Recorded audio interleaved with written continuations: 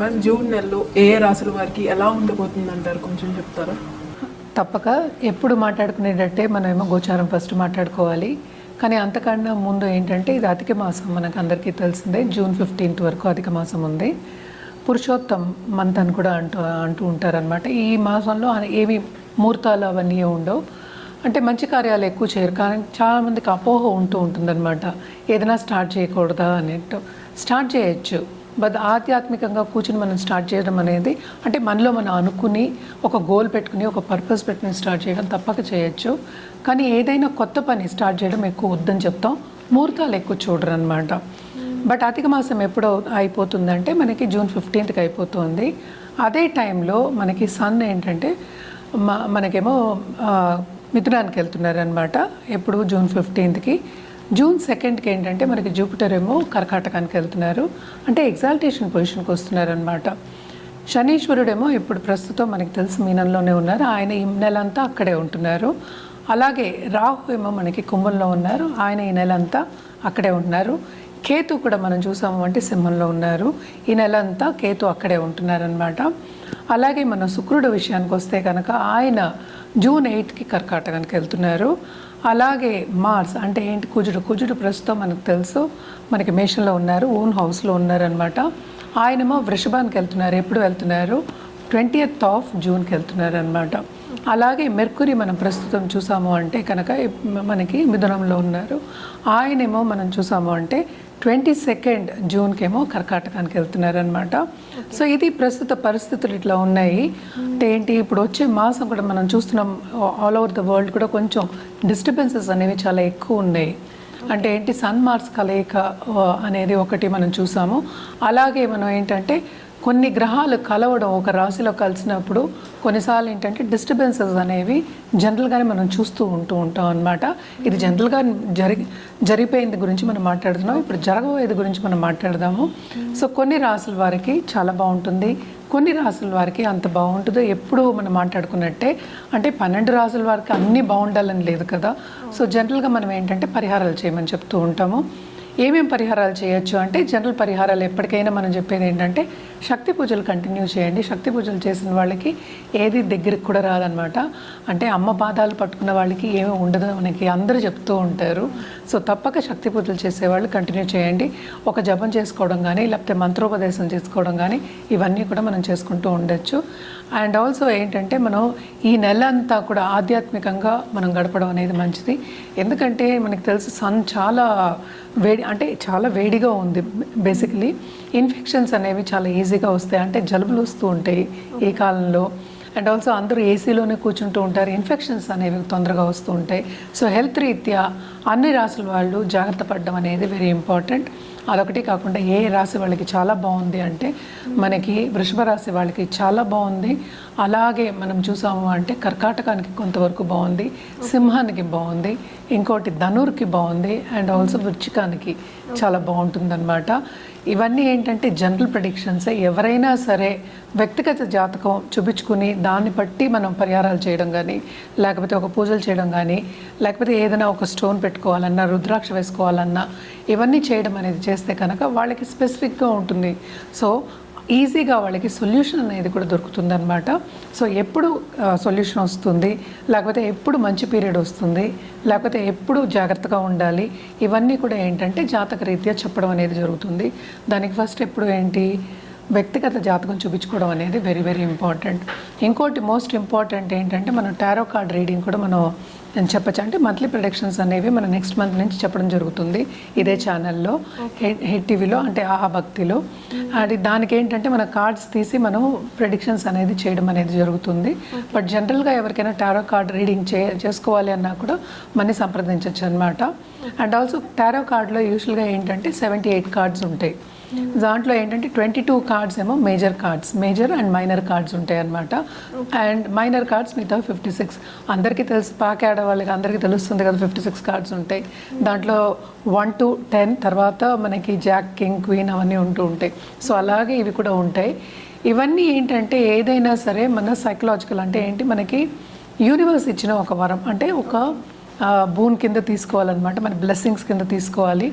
ఎప్పటికైనా సరే spiritual guides అని మనం చెప్తూ ఉంటాం. అంటే ఏంటి, మన తదాస్తు దేవతలు అని కూడా చెప్తూ ఉంటాం అనమాట. సో దేవతలు అలాగే ఏంజల్స్ అలాగే ఏంటంటే యూనివర్స్ మనకి గైడ్ చేస్తుందన్నమాట. ఏదైనా సరే మన సంకల్పం బట్టి మనకి ఆన్సర్ అనేది వస్తూ ఉంటుంది. అలాగే ఎందుకు దీని గురించి మాట్లాడుతున్నాను అంటే, ఇప్పుడు రిలేషన్షిప్ గురించి కానీ, లేకపోతే ఇప్పుడు లవ్ రిలేషన్షిప్ నుంచి బయటికి రావాలి, లేకపోతే నా పార్ట్నర్ నాకు తిరిగి రావాలి అనుకునే వాళ్ళందరికీ అటు హారోస్కోప్ పట్టి కూడా మనం చెప్పొచ్చు. కానీ ఇక్కడ ఇద్దరు హారోస్కోప్ పట్టి చెప్పవలసి వస్తుంది. ఇది కార్డ్స్తో తీసుకుంటే ఏంటంటే ఇమ్మీడియట్గా ఆన్సర్స్ అనేవి వస్తాయి. దానికి ఏంటంటే మనం రెమెడీస్ ఏం చేయాలి, ఎలాగా మనం మనని సరిదిద్దుకోవాలా, లేకపోతే ఎలా ఇంకోళ్ళతోటి ఉండాలి అని చెప్పడం అనేది కూడా జరుగుతుందన్నమాట. అదేంటంటే 3 కార్డ్స్ తీయడం అనేది డెక్లోంచి 3 తీసుకోవచ్చు, 7 తీసుకోవచ్చు, 10 తీసుకోవచ్చు, 12 తీసుకోవచ్చు. సో ఇట్ ఆల్ డిపెండ్స్ అనమాట. సో ఇయర్లీ అంటే మనం యూజువల్గా ఎక్కువ మనం 7 కార్డ్స్ తీసుకుంటాం అనమాట. అలాగే మనం మంత్లీ చెప్పాలి అనుకో, లేకపోతే ఒక ఇయర్కి చెప్పాలనుకో 12 కార్డ్స్ తీసుకోవచ్చు. సో 12 కార్డ్ తీసుకున్నప్పుడు దాంట్లో మనకి ఏంటంటే ఏం చూపిస్తుంది ఆ టారో కార్డ్స్ అంటే, మనకి దాంట్లో ఉన్న రిజల్ట్ కానీ, లేకపోతే ఏం చేయాలి, నేను ఇందాక చెప్పినట్టు ఒక ఆలోచన అనేది చెప్తుంది. మనం నడవడం బట్టి, మన దాంట్లో నడవడం బట్టి ఏదైనా ముందుకెళ్ళడం కానీ, లేకపోతే వెనక్కి వెళ్ళడం కానీ, లేదా స్తంభించిపోవడం కానీ ఇలాంటివి జరుగుతూ ఉంటాయి. హారోస్కోప్ అయినా అంతే.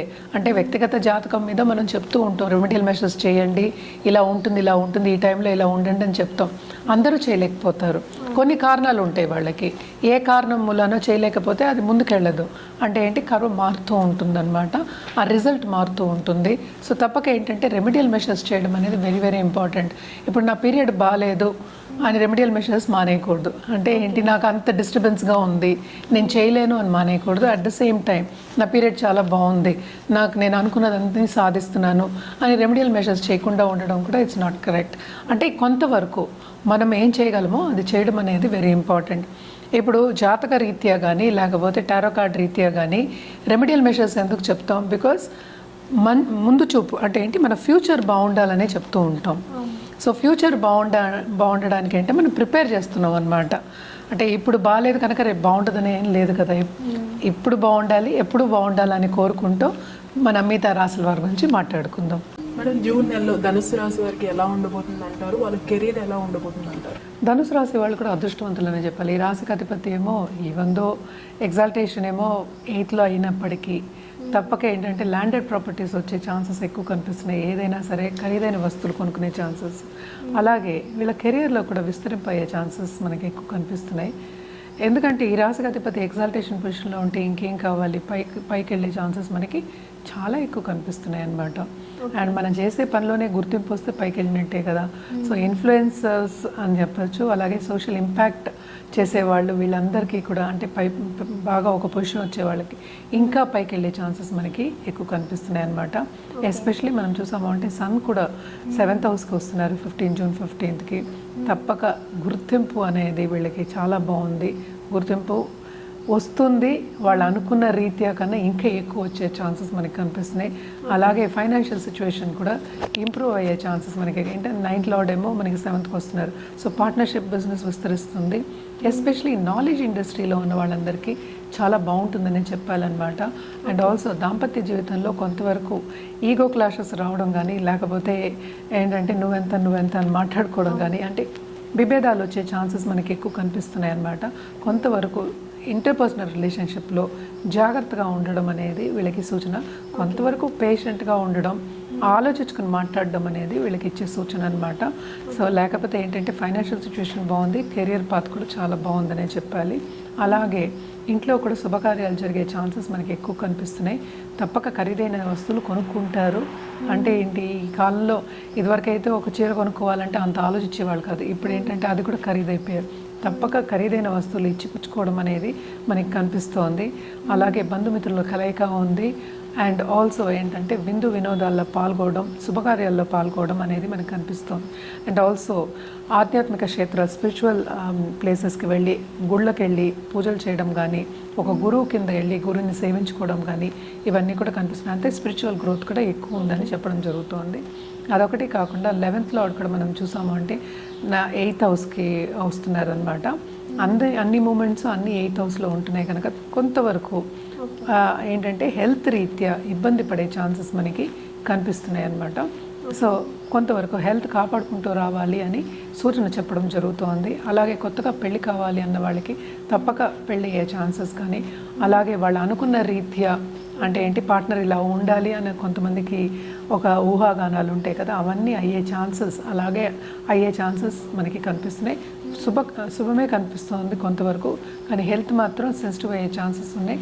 జాగ్రత్తగా కాపాడుకుంటూ రావాలి. హెల్త్ రీత్యా ఖర్చు పెట్టడం కూడా మనకి ఎక్కువ కనిపిస్తోంది. ఈ రాశిలో ఉన్న వాళ్ళ పిల్లలకు కూడా తప్పక సెటిల్ అయ్యే ఛాన్సెస్ మనకి ఎక్కువ కనిపిస్తున్నాయి. క్రియేటివిటీ అనేది పెరుగుతుంది, అందుకనే నేను చెప్పినట్టు కెరియర్ పెరుగుతుంది, at the same time business కూడా పెరిగే ఛాన్సెస్ మనకి ఎక్కువ కనిపిస్తున్నాయి. సో ఈ రాశి వారు ఎలాంటి పరిహారాలు చేస్తే బాగుంటుందంటారు?